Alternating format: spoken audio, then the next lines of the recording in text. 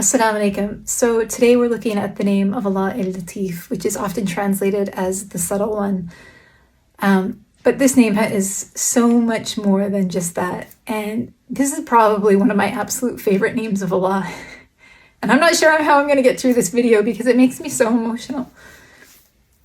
Latif comes from the root word lam ta fa, which has the meaning of subtlety, but it also has the meaning of kindness and gentleness and like minute details, the small things and smallness. And this is because al-Latif is aware of every single detail and takes it into consideration. And it is all a part of the plan to get us to where we need to be.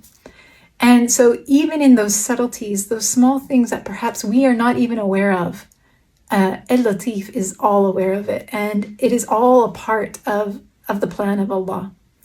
And so the example that we often see in scholarship about this name is the example of Yusuf alayhi salam, who went through challenge after challenge in his life. He was thrown into the well by his brothers, he was sold into slavery, and then he was accused of infidelity, he was thrown into prison, right? And all of these situations, somebody might see that story and be like, where's the good in this? When is this guy going to get a break? But each of those instances were part of the beautiful plan of Allah to get Yusuf alayhi salam to where he needed to be. And actually at the end of the story of Yusuf, he calls Allah al-Latif. He says he recognizes that all along this was the beautiful, subtle plan of al-Latif. And sometimes we think that what's going on in our life is overwhelming, or we can't see the light at the end of the tunnel.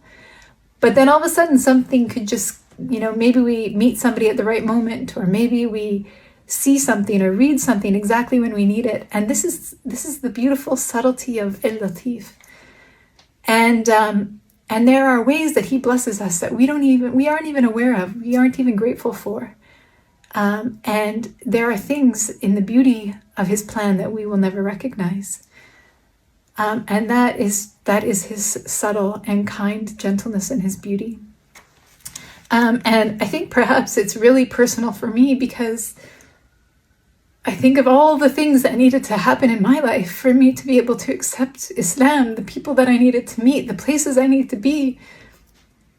And that is al-Latif working in my life and bringing me to Islam.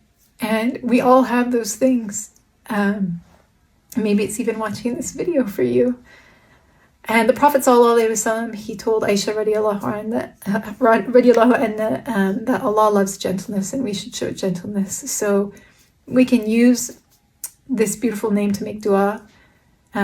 We can ask al-Latif to be gentle with us, and that we would recognize the subtleties in our life and be blessed by them, and that we would be those that are gentle to others.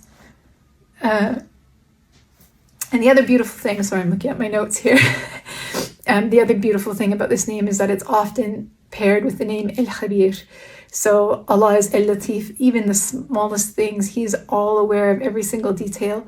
And Al-Khabir is the one who is all-knowing, who has all knowledge. So it's like this coupled name that Allah is aware of every small detail and every aspect.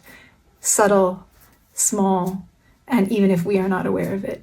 And may Allah always make us thankful of those things. Assalamu alaikum.